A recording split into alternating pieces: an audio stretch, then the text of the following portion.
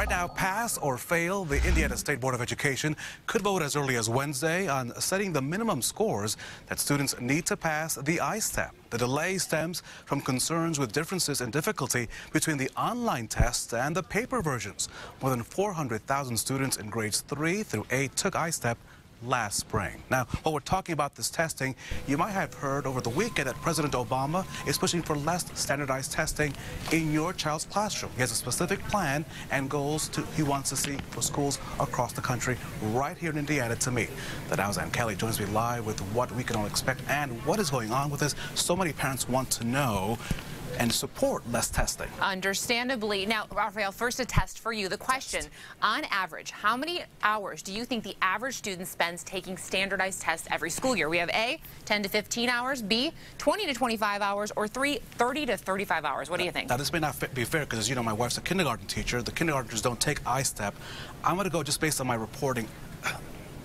Is it C, 30 to 35? Fortunately, no. Now, according to a new study out that looked at all 66 of the biggest school districts in the area, in the country, including Indianapolis, the answer is B. On average, in our country, the average student spends 20 to 25 hours taking state-mandated tests, state or school district-mandated tests. So off of that, I want to talk about President Obama's plan. In an address posted online this weekend, the president recommending states and schools work together to make sure standardized tests don't exceed 2% of a child's classroom time. In Indiana, that would mean 21 hours. Now, the announcement is very new, this plan preliminary, but the question, what would this mean for Indiana?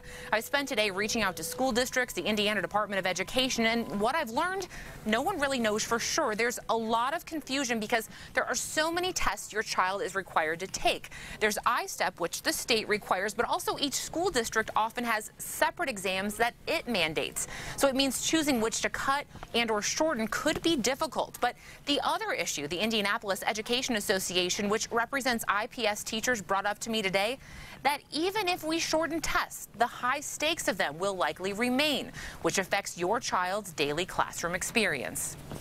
When I talk to teachers around the district, they're having to spend a lot of time on prepping for the test still. All they're doing is teaching to the test, or just everything they do is about the test. They feel like their hands are tied. Tests, the issue remains that many of these tests may be high stakes and, again, affecting your classroom experience, your child's classroom experience. Really an interesting discussion being opened up because of the president's announcement, one we will be looking closely at in the days and in the weeks to follow as his team comes up with a more concrete plan. Reporting live in the newsroom, Ann Kelly, RTV6.